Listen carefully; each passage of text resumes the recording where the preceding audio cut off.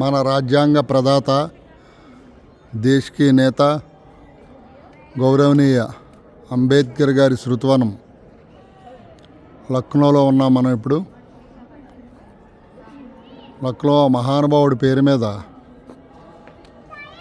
ఈ అమూల్యమైన కళాఖండాన్ని ఇక్కడ లక్నో నగరంలో 100 ఎకరాల సువిశాల విస్తీర్ణంలో ఆయన పేరు మీద ఈ శృతివనం నిర్మించి వారిని భావి తరాలుగా గుర్తుంచుకునే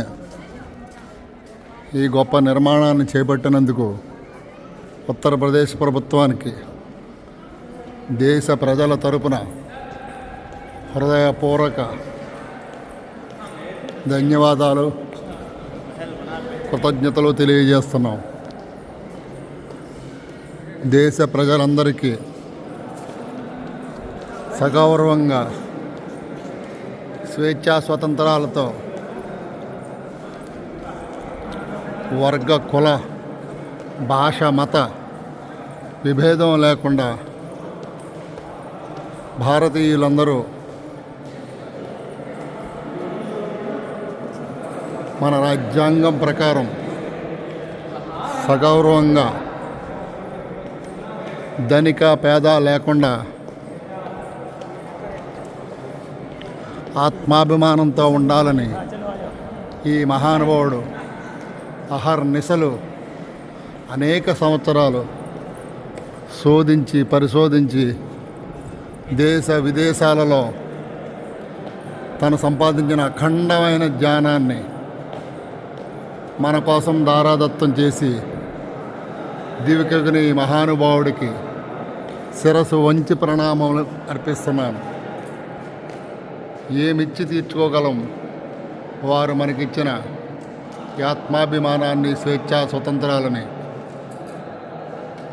ఈ ఆ మహనీయుడు, ఆ మహానుభావుడు రాసిన రాజ్యాంగంలో మనందరం ధనిక పేద అని లేకుండా సగర్వంగా నిలబడ్డ ఆ మహానుభావుడికి ఆనాటి రాష్ట్రపతి బాబు రాజేంద్ర ప్రసాద్ గారికి వారు రాజ్యాంగ అందిస్తున్న ఆ క్షణాలను చూస్తున్నాం. ఆ తర్వాత వారు బౌద్ధ మతం స్వీకరించిన సందర్భాన్ని చూస్తున్నాం.